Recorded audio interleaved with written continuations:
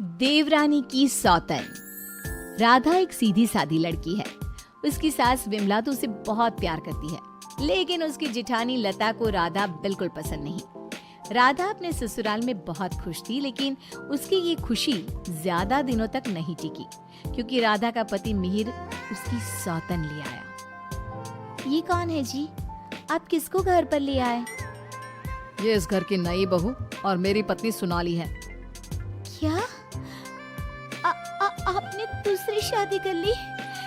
ऐसा करते हुए आपको शर्म नहीं आई? आपने एक बार भी मेरे बारे में नहीं सोचा? ये क्या बोल रहा है बेटा? तेरी पहली पत्नी के होते हुए तू दूसरी शादी कैसे कर सकता है? कौन है ये चुड़ैल? निकाल इसे यहाँ से। माँ राधा, आप दोनों एक बात समझ लो, मैंने सोनाली से शादी अपनी मर्जी से की है, वो यहीं रहेगी। और राधा, तुम्हें यहाँ रहना है तो रहो, नहीं तो निकल जाओ यहाँ से। पर सोनाली अब यहीं रहेगी। राधा को मिहिर की बात सुनकर बहुत दुख हुआ। वो रोते हुए अपने कमरे में चली गई। तभी मिहिर सोनाली को उसी कमरे में लाता है और राधा से कहता है, राधा, तुम गेस्ट रूम में शिफ्ट हो जाओ। आज से सोनाली मेरे साथ इसी रूम में रहेगी। ये क्यों इस रूम में रहेगी? ये मेरा कमरा है। आप इसे लेकर गेस्ट रूम में चले जाओ। ओह डार्लिंग, इस गवार को तुमने सर पर चढ़ा रखा है। छोड़ो ना, हम दोनों गेस्ट रूम में ही चले जाते हैं। वैसे भी इस रूम का इंटीरियर डिजाइन मुझे खास पसंद नहीं आया। ओके डार्लिंग, जैसा तुम कहो। मिहिर उसे लेकर चला जाता है और राधा कमरे में बैठकर बहुत रोती है। तभी वहां पर विमला और लता आ जाती हैं। विमला राधा को समझाती है, लेकिन लता अपनी देवरानी के जख्मों पर नमक छिड़कते हुए कहती है, राधा, जरूर तुम में ही कोई कमी होगी जो तुम्हारा पति तुम्हारे हाथ से निकल गया और तुम्हारी सौतन ले आया। मेरे पति तो बिल्कुल वैसे नहीं है। वो किसी दूसरी औरत को आंख उठाकर देखते तक नहीं है। हाँ, मेरी ही कमी है कि मैंने उन्हें भगवान की तरह पूजा, उनकी हर छोटी से छोटी बात का ख्याल रखा। मुझे नहीं पता था कि वो मेरे साथ ऐसा करेंगे। लता बहू, ये कोई समय है ऐसी बातें करने का? जाओ, राधा के लिए कुछ खाने को ले आओ। अगली सुबह सब बैठकर नाश्ता कर रहे थे। तभी सोनाली और मिहिर भी वहां आ गए। सोनाली कहती है, डार्लिंग, क्या यहाँ रोज इतना ही ऑयली ब्रेकफास्ट बनता है? मुझे इतना ऑयली खाने की आदत नहीं। सुबह कुछ हेल्दी फूड खाना चाहिए। आज तुम ये खा लो डार्लिंग, कल से तुम जो कहोगी इस घर में वही बनेगा। ओके डार्लिंग, मैं आज तुम्हें अपने हाथों से खाना खिलाऊंगी। सोनाली मिहिर को अपने हाथों से खाना खिलाती है। ये देखकर राधा को बहुत दुख होता है। उसके बाद मिहिर अपने ऑफिस चला जाता है। तब लता सोनाली से कहती है, सोनाली, कैसा लगा तुम्हें अपना ससुराल? अच्छा है, लेकिन यहाँ कोई भी मुझे पसंद नहीं करता। पसंद तो मुझे भी कोई नहीं करता। सब उस राधा के आगे पीछे ही घूमते हैं। चलो छोड़ो इन बातों को, आओ मैं तुम्हें घर दिखाती हूँ। लता सोनाली से बहुत बातें करती है। जब मिहिर घर पर नहीं होता तो दोनों आपस में घंटों बातें करती। लता और सोनाली की नजदीकियां देखकर विमला सोचती है, ये लता बहू हमेशा सोनाली से गुड़ पर चींटी की तरह क्यों चिपकी रहती है? राधा से तो कभी इसने ढंग से बात भी नहीं की। राधा भी तो इसकी देवरानी है और ये देवरानी से बोलती तक नहीं, लेकिन देवरानी की सौतन से चिपकी रहती है। विमला ये सब सोच ही रही होती है कि तभी वहाँ राधा आकर पूछती है, माँ जी, आज रात के खाने में क्या बनाऊं? अरे राधा, मुझसे क्या पूछ रही है? अपने पति से पूछ। मिहिर जी। राधा कुछ बोल पाती इससे पहले ही मिहिर बोल पड़ता है, माँ, मैं और सोनाली आज शाम मूवी देखने जाएंगे और डिनर भी बाहर करेंगे, तो आप हमारे लिए कुछ मत बनाना। ये बोलकर मिहिर वहाँ से चला जाता है। राधा रोते हुए अपनी सास से कहती है, देखा माँ जी आपने, आप ये मुझसे बात करना भी पसंद नहीं करते। ये मेरे साथ ऐसा बर्ताव करते हैं जैसे मैं इस घर में रहती ही नहीं हूँ। अरे ना ना बेटा, रो मत तू। उस सोनाली का जादू इसके सर से उतरेगा ना तो ये फिर से तुम्हारे पास ही आएगा। शाम को मिहिर सोनाली को आवाज देता है, सोनाली, सोनाली जल्दी बाहर आओ। इतनी देर करोगी तो मूवी शुरू भी हो जाएगी। ओह डार्लिंग, तुम तो तैयार भी नहीं होने देते।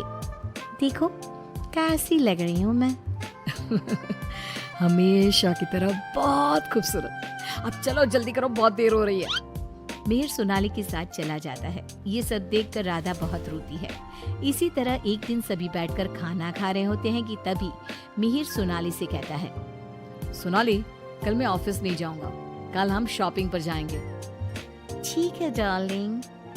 बेटा, राधा को भी शॉपिंग पर ले जा, उसके सारे कपड़े पुराने हो गए हैं और वो दिन भर घर के कामों में लगी रहती है, कहीं बाहर ही नहीं जाती। बाहर जाएगी तो उसका मन भी बहल जाएगा। क्या कह रही हो माँ? मैं राधा को लेकर बाहर जाऊंगा? कभी नहीं। सॉरी माँ, लेकिन मेरे पास टाइम नहीं है। मैं आपको रुपया दे दूंगा, आप चली जाना उसे लेकर। बेटा, तू तो राधा को बिल्कुल भूल गया है, मगर ये याद रख, वो आज भी तेरी पत्नी है और इसी घर में रहती है। हाँ, तो वो क्यों रह रही है इस घर में? चली क्यों नहीं जाती? राधा, अगर तुम चाहो तो मैं तुम्हें तलाक दे सकता हूँ। तुम ठीक से सोच लो और अपना फैसला मुझे बता देना। बदले में जो चाहो वो मैं तुम्हें दे सकता हूँ। मिहिर की बात सुनकर राधा के ऊपर मानो बिजली सी गिर गई। इसी तरह कुछ दिन बीत गए। राधा अब बहुत दुखी और चुप चुप रहने लगी। एक रात विमला किचन की तरफ पानी लेने जा रही थी, लेकिन किचन में से बातों की आवाज सुनकर वो बाहर ही रुक गई और सोचने लगी, अरे ये इतनी रात को कौन बातें कर रहा है? ये तो लता और सोनाली की आवाज लग रही है। ये दोनों इतनी रात को क्या बात कर रही है? ध्यान से सुनती हूँ तब पता चलेगा। वो दोनों की बात ध्यान से सुनती है। सोनाली लता से कह रही थी, देख मेम साहब, तेरे देवर को मैंने तेरे कहने से पटाया था, मैंने तेरा काम कर दिया। अब तू मुझे बाकी के रुपए दे दे, नहीं तो तेरे घर वालों को तेरी सारी सच्चाई बता दूंगी। अरे तू ज्यादा चालाक मत बन, मैं तुझे पहले भी कई सारे रुपए दे चुकी हूँ, अब और रुपए नहीं दे सकती। तू जैसी लड़की को इतना अच्छा घर दे दिया, इतना अच्छा पति दे दिया, और क्या चाहिए तुझे? विमला दोनों की बात सुनकर समझ जाती है कि दाल में कुछ काला है।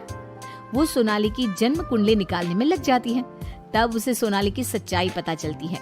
एक दिन विमला सारे घर वालों को बुलाती है और कहती है, मेहर, तुमने सोनाली से शादी कर ली है, ये बात हमारे रिश्तेदारों को भी तो पता चलनी चाहिए ना। मैं तुम दोनों की शादी की खुशी में एक छोटा सा प्रोग्राम करना चाहती हूँ, जिसमें मैं सारे रिश्तेदारों को बुलाऊंगी। सोनाली, तुम भी अपने रिश्तेदारों का नाम और पता बता दो, मैं खुद उन्हें निमंत्रण भेजूंगी। ये सुनकर सोनाली घबरा जाती है। तभी मिहिर कहता है, माँ, सोनाली का कोई रिश्तेदार यहाँ नहीं रहता, वो सब अमेरिका में रहते हैं। सोनाली खुद अमेरिका से आई है, इसलिए आप बस हमारे रिश्तेदारों को ही इनवाइट कर दीजिए। मिहिर, तुम बहुत भोले हो, तभी तो इस 420 सोनाली ने तुम्हें आसानी से बेवकूफ बना दिया। ये कोई अमेरिका से नहीं आई, ये जेल से आई है, और इसके घर वाले भी एक नंबर के चोर हैं।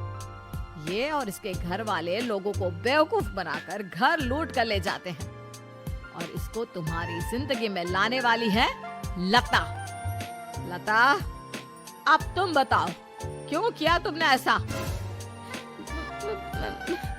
हाँ, मैंने ही सोनाली को रुपए दिए थे कि वो मिहिर को अपने प्यार के जाल में फंसा ले और मेरी देवरानी की सौतन बनकर इस घर में आ जाए।